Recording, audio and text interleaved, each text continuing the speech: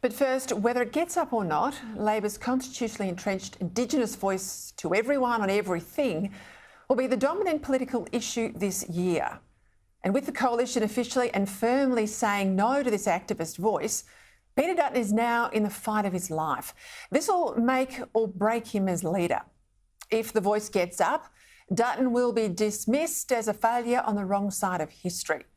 If the voice fails, Labor will damn him as the man who's broken Australians' Indigenous heart and try to pin their loss on the Liberals. But if it fails, Dutton will have proved himself better than the Prime Minister at picking the nation's mood and prevailing against the overwhelming weight of the Yes campaign money and virtue signalling from woke corporates and the elites. That's why his pick as the next Shadow Minister for Indigenous Affairs is so important.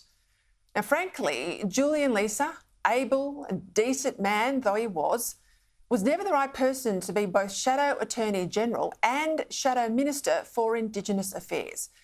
They're both big jobs and should never have been combined in the one individual. Besides the significant legal ramifications of the voice, there should have been contestability between these two portfolios rather than having them both with the same man. In Leeser's case, a man with a long personal attachment to the voice, there to advise on Aboriginal affairs around the shadow cabinet table, but also having to offer a view on the impact of the voice on our constitutional stability. Now, having previously made a mistake in choosing who he appointed in Julian Leeser, Dutton can't afford a poor second choice. He needs someone who's all in, totally with him in opposing the voice, not someone who's going to get lost in these fine distinctions between regional voices and national ones, between legislated voices and constitutionally entrenched ones, but someone who's going to say loudly and clearly and constantly that this voice is wrong in principle and would be disastrous in practice, and has also had the personal credibility in this area to be heard and believed. Now, plainly, there's no one better than Jacinta Price to take on this vital job. To her, Indigenous affairs isn't an academic nicety. She's lived and breathed these issues on the ground her entire life. And if there's one sure way to show that we don't need a separate Indigenous voice to the Parliament, it's to have the strongest Indigenous voice in the Parliament, inside the coalition, speaking up on this issue. And able, of course, to fight against the separatism that the voice embodies. The separatism that's at the root of the disastrous dysfunction, you heard Peter Dutton there, what we would not accept with white kids on the East Coast, we're told we have to accept in Alice, this disastrous separatism and dysfunction afflicting Indigenous Australia.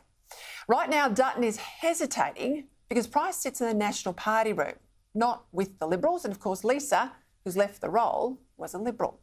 And promoting an extra nat would give the junior coalition partner 26% of the shadow ministry spots as opposed to the 24% they currently hold, which is their exact proportion in the coalition party room and part of the coalition agreement. If Price were to join the Libs, which she originally wanted to do, well, that would disturb the coalition relationship, quite possibly blow it up. If the National Party leader were to take out one of the Nats and put her there instead, well, that'd upset things, wouldn't it, inside his own party? So I can understand the pressures on Dutton, but sometimes you've got to do what's right. Dutton's not going to make Anthony Albanese into a one-term Prime Minister by being overly cautious. So he's got to promote Price, even if that does give the Nats a slightly disproportionate say and puts a few precious Lib noses out of joint. In any event, by splitting those two portfolios held by Leeser, he can give Price the Indigenous Affairs portfolio and still appoint a Liberal to the vacant job as Shadow Attorney General. Overlooking Price would be fatal to the coalition's fight to defeat the voice.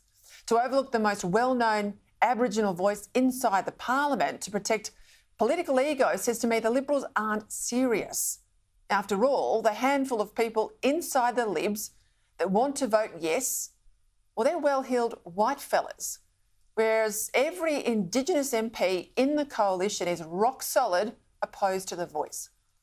If Peter Dutton really wants to win this, as I'm sure he does, there's only one person for this job, as I'm sure he knows only too well.